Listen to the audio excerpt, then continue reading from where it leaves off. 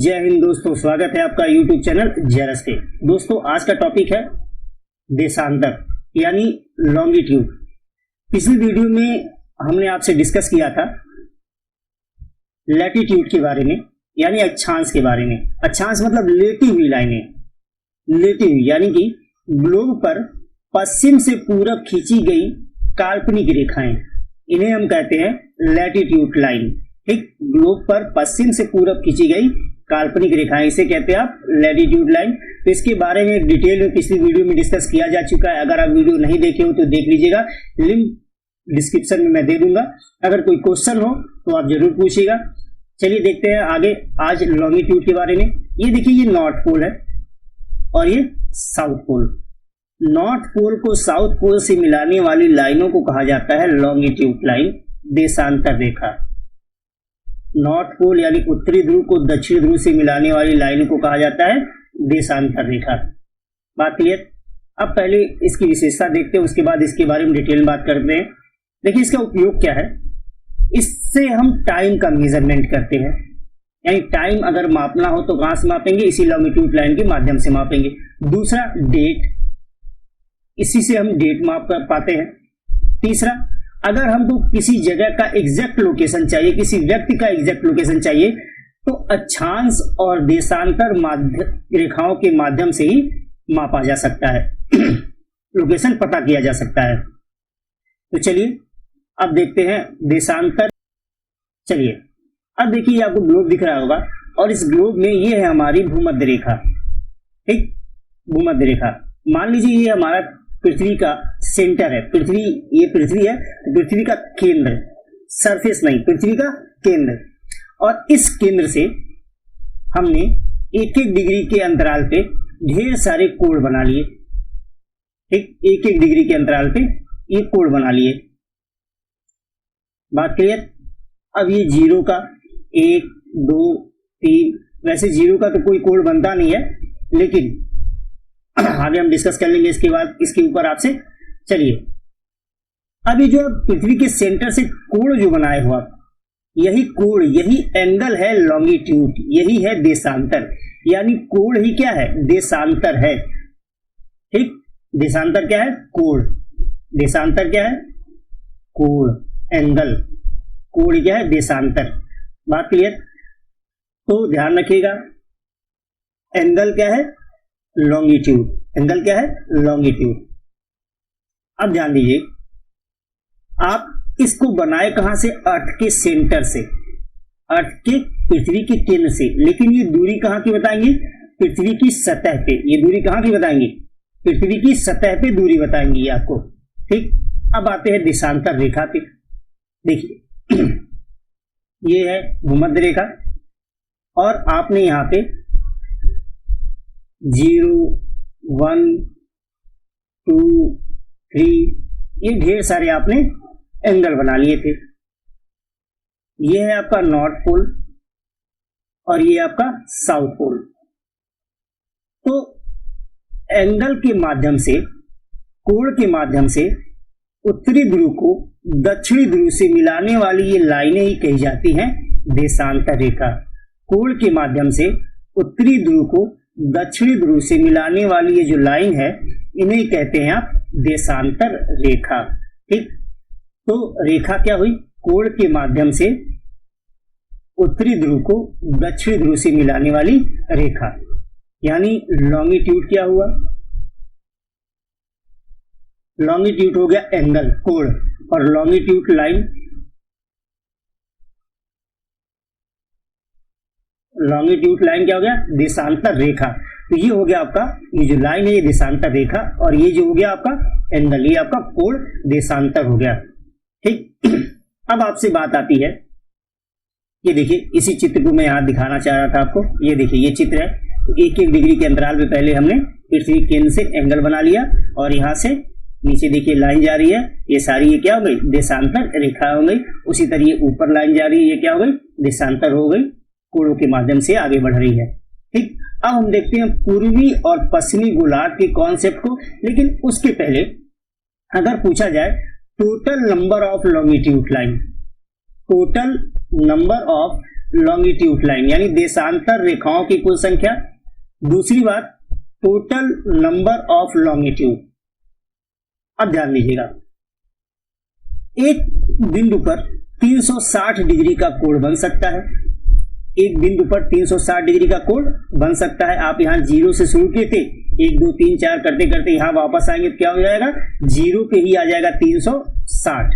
ठीक, तो एंगल ही क्या था, लॉन्गिट्यूड था, तो टोटल लॉन्गिट्यूड कितना हो जाएगा 360। दूसरा, जितने एंगल थे उतनी आपने लाइनें खींच दी थी, तो टोटल लॉन्गिट्यूड लाइन कितनी हो जाएगी 360, यानी देशांतरों की संख्या कितनी हो गई और देशांतर रेखाओं की संख्या कितनी हो गई 360। आप देखिए यहां 0 से चलिए पूरा सर्कल कितना बनेगा 360 का बनेगा। अब आप देखिए, अगर ये आंसर सिंपल पूछा जाए कि total number of longitude line, तो आप 360 बोलोगे। लेकिन अगर पूछ दिया जाए total number of longitude line on the map, यानी देशांतर रेखाओं की कुल संख्या मानचित्र पर, अब यहां गणना करनी पड़ेगी, अब यहां सोचना पड़ेगा कहानी हो क्या रही है। अब थोड़ी सी बात समझिए, ये हमारी 0 की लाइन है, तो 0 की लाइन के ईस्ट में ये ईस्टर्न हेमिस्फीयर यानी पूर्वी गोलार्ध हो गया। ये क्या हो गया, पूर्वी गोलार्ध। ठीक, 0 के ईस्ट में सारा क्या हो गया, पूर्वी गोलार्ध, और 0 के वेस्ट में, पश्चिम में, ये सारा हो गया वेस्टर्न हेमिस्फीयर। ये हो गया वेस्टर्न हेमिस्फीयर यानी पश्चिमी गोलार्ध। बात क्लियर। अब 0 के ईस्ट में जितनी लाइनें खींची जाएंगी उन्हें कहा जाएगा ईस्टर्न लॉन्गिट्यूड यानी पूर्वी देशांतर रेखाएं, और पश्चिम में जितनी खींची जाएंगी पश्चिमी देशांतर रेखाएं। अब जरा इसे ग्लोब पे आप देखिए, ये आपका ग्लोब दिख रहा है आपको। ठीक, अब ग्लोब में ये है 0 की लाइन, ये 0 की लाइन। अब इस ग्लोब में 0 से आप आगे बढ़ते जाइए। अब ध्यान रखिएगा, हमेशा आप इधर से देख रहे हो तो आपका दाहिना ये पड़ेगा, तो ये दाहिने, हमेशा दाहिने क्या होता है, पूरब होता है। ये आपके इधर जाओगे आप दाहिने तो ये पूरब होगा, और इधर आओगे तो आपके पश्चिम होगा। ठीक, अब यहां से 0 की लाइन है, तो 0 से 10 20 30 40 50 करते करते आप एकदम पीछे आ गए 0 के, ये मिल जाएगा आपको 180। उसके बाद इधर से आएंगे वेस्ट में 10 20 30 40 50 करते आएंगे, पीछे मिल जाएगा 180। अब इसको लिखते कैसे हैं, 0 को हमने मान लिया न्यूट्रल, 0 को क्या मान लिया, न्यूट्रल। अब 0 से अगर वेस्ट में आएंगे, 0 से अगर वेस्ट में आएंगे क्या लिखेंगे, 10 डिग्री वेस्टर्न लॉन्गिट्यूड यानी 10 डिग्री पश्चिमी देशांतर, 15 डिग्री पश्चिमी देशांतर, 20 डिग्री पश्चिमी देशांतर, 30 डिग्री पश्चिमी देशांतर, और करते करते 180 पे आ जाएंगे। उसी तरह से ईस्ट में आएंगे तो 10 डिग्री पूर्वी देशांतर, 20 डिग्री पूर्वी देशांतर, 30 डिग्री पूर्वी देशांतर, करते करते आएंगे 180 डिग्री पे आ जाएंगे। अब 180 क्या है, ये पूर्वी है कि पश्चिमी, क्योंकि 0 को तो हमने न्यूट्रल मान लिया, तो 180 क्या होगा, पूर्वी कि पश्चिमी, क्योंकि इधर से गए तो भी 180 पे पूर्वी पश्चिमी आ गया, इधर से आए तो 180 पे पूर्वी आ गया। अब आप सोचिए 0 को क्या मानना पड़ेगा, तो ग्लोब पर, इस ग्लोब पर 180 को, 0 को तो हम न्यूट्रल मान लिए हैं, 180 को क्या मानना पड़ेगा, तो इस ग्लोब पर 180 को हम मानते हैं न्यूट्रल। लेकिन अगर इसे हम मैप में देखें तो आप देखिए ये 180 की लाइन अगर आप इसे मैप में देखोगे तो इसको क्या किया जाएगा, काट दिया जाएगा। 180 की लाइन को 2 बराबर भागों में काट दिया जाएगा, काट के इसको क्या किया जाएगा, फैला दिया जाएगा, इधर भी और इधर भी 2 भाग बनेगा। ये 2 भाग था, ऐसे ग्लोब था, और बीच में से काट के और इस ग्लोब को ऐसे फैला दिया गया। अगर आप ग्लोब को इस तरह से फैला दो तो 180 जो था, 180 जो था वो 2 भागों में बट गया, एक आधा भाग इधर आ गया, 180 का आधा भाग इधर आ गया। अब आपको मैं मैप में दिखाता हूं, देखिए जब आपने ग्लोब को काटा तो 2 भागों में बट गया, 180 यहां से 1 2 से शुरू किया तो इधर बढ़ते गए ईस्ट की ओर, तो ये मिला 180, तो ये हो गया 180 ईस्टर्न लॉन्गिट्यूड, और यहां से वेस्ट की ओर बढ़ते चले गए और ये मिला 180, तो ये हो गया 180 वेस्टर्न लॉन्गिट्यूड, यानी ये 180 पूर्वी देशांतर और इधर 180 पश्चिमी देशांतर, यानी 180 के अब 2 भाग बन गए। कहां पे, मैप पे, ध्यान रखिएगा ग्लोब पे 180 क्या होगा, इस ग्लोब पे 180 न्यूट्रल होगा, लेकिन मैप पे 180 क्या हो गए, 2 हो गए। जो आप अपने घर में मानचित्र वर्ल्ड का लगाते हो या एटलस में देखते हो, तो इसमें क्या होगा, इस तरह से होगा। अब देखिए, अब यहां पूछा जाए total number of longitude line on the map. ठीक, अब मैप पे क्या होगा, ठीक, तो मैप पे और ग्लोब पे, तो ग्लोब पे तो अभी आपको मैंने बता दिया कि 360 लॉन्गिट्यूड भी होंगे और 360 लॉन्गिट्यूड लाइन भी होंगे, लेकिन यहां पे लॉन्गिट्यूड कितना है, total number of longitude line on the map. तो मैप पे लॉन्गिट्यूड लाइन क्या होगा, अब देखिए 1 से हमने शुरू किया, 1 से चले आए 180 तक, तो ये हो गया 180, फिर यहां से 1 से शुरू किया, चले आए 180 तक, तो प्लस 1 क्या हो गया 180, और एक लाइन तो हमारे पास 0 की भी है, तो प्लस 1, तो ये हो गया क्या 361। बात क्लियर है। अब देखिए ये 0 का तो एंगल हो नहीं सकता, 0 का एंगल तो बनेगा नहीं, तो ये 0 की लाइन कैसे आई। बेसिकली हुआ क्या, जब हमने यहां से शुरू किया तो 0 पे ही 360 आया, 0 पे ही क्या आया 360 आया, तो हम 360 माने कि 0 माने, इसीलिए क्या किया गया, इस प्रॉब्लम से बचने के लिए क्या किया गया, 0 से हमने शुरू किया 180 तक आए, फिर 0 से हमने शुरू किया 180 तक आ गए।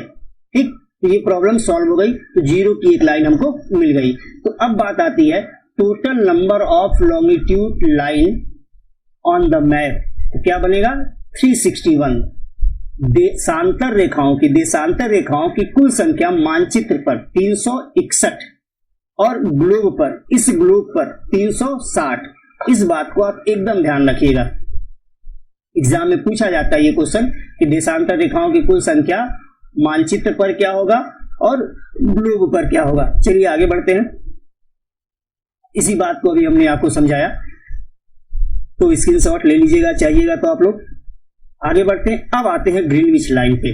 अभी आपने देखा कि एक लाइन को हमने 0 की लाइन मान लिया, एक लाइन को हमने 0 की लाइन माना। अब ये जो 0 की लाइन है ग्रेट ब्रिटेन के ग्रीनविच शहर, ग्रीनविच सिटी से, ग्रीनविच सिटी के रॉयल ऑब्जर्वेटरी,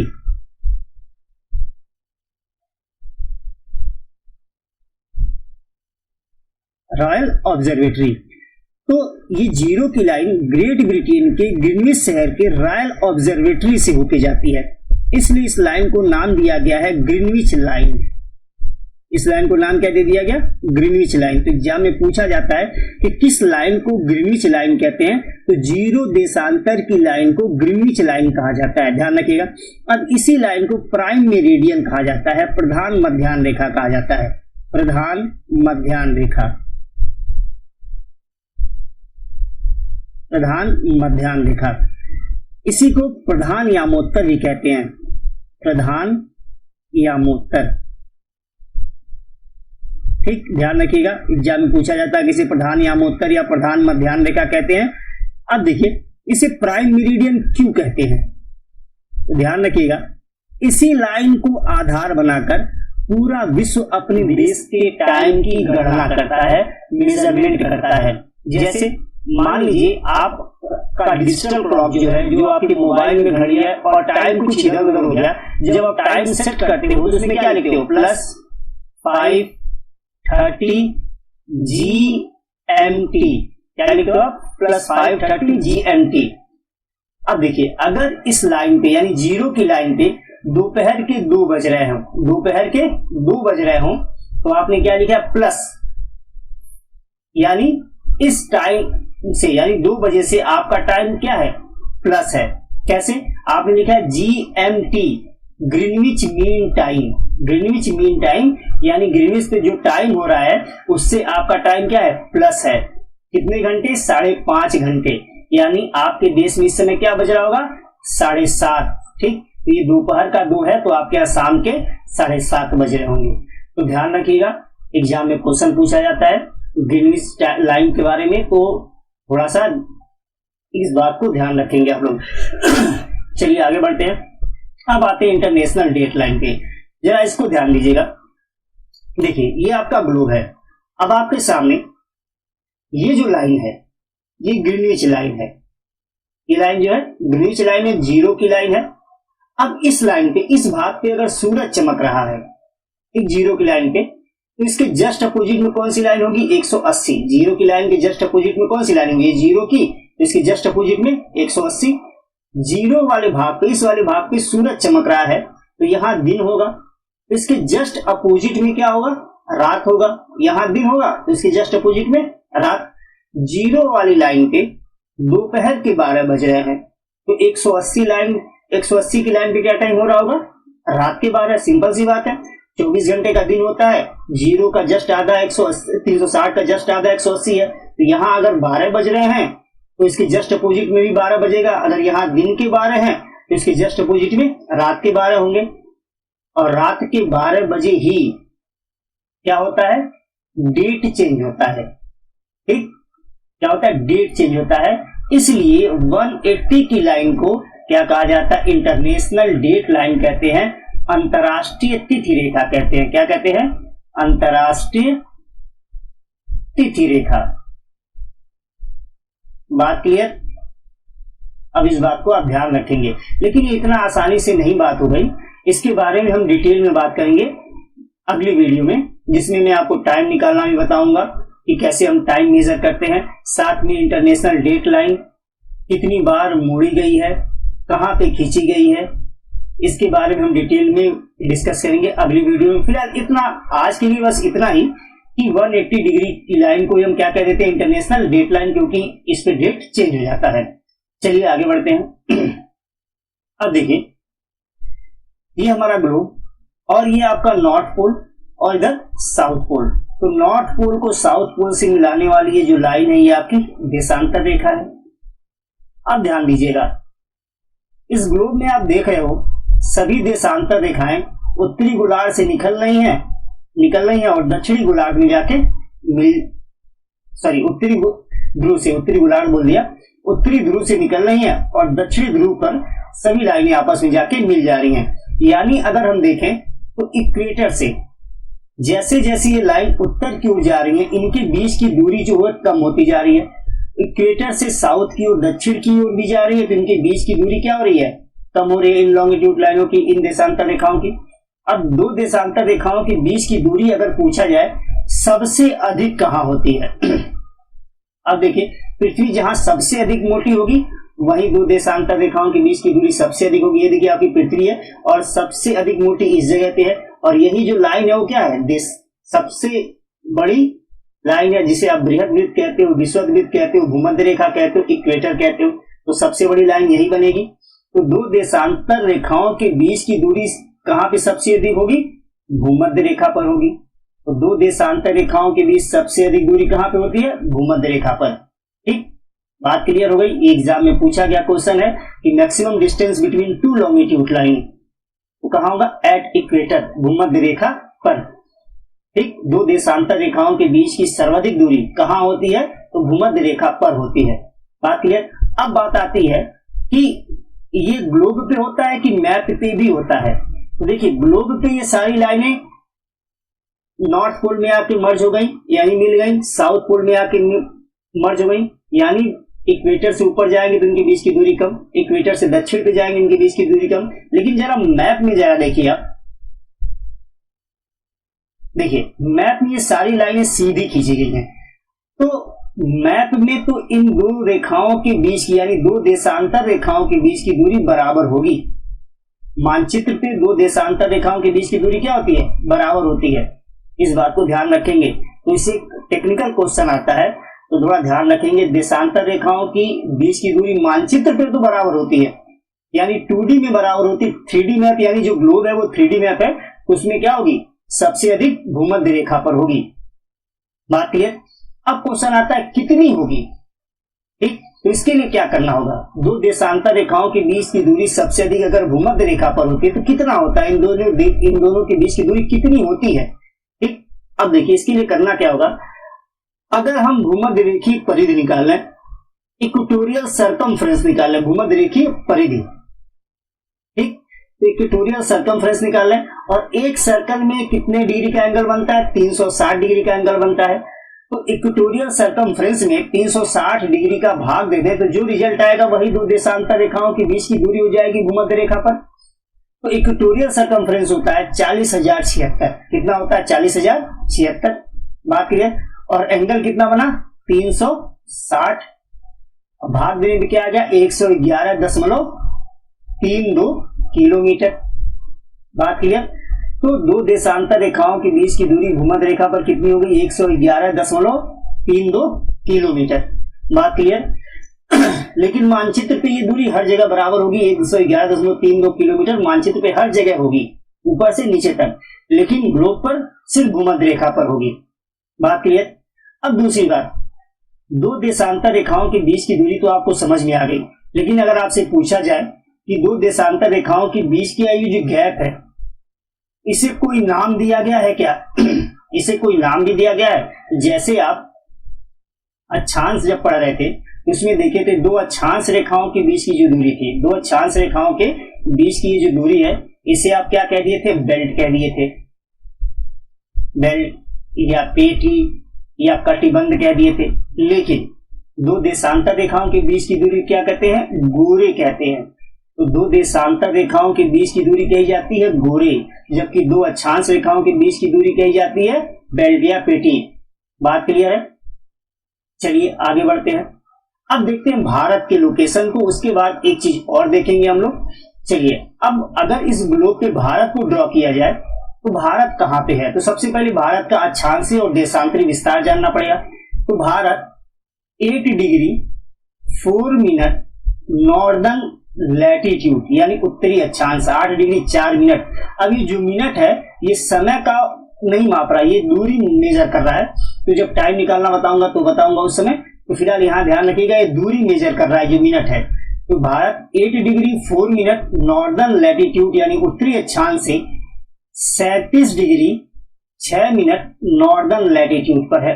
ठीक, 8 डिग्री 4 मिनट उत्तरी अक्षांश से 37 डिग्री 6 मिनट उत्तरी अक्षांश पर भारत है।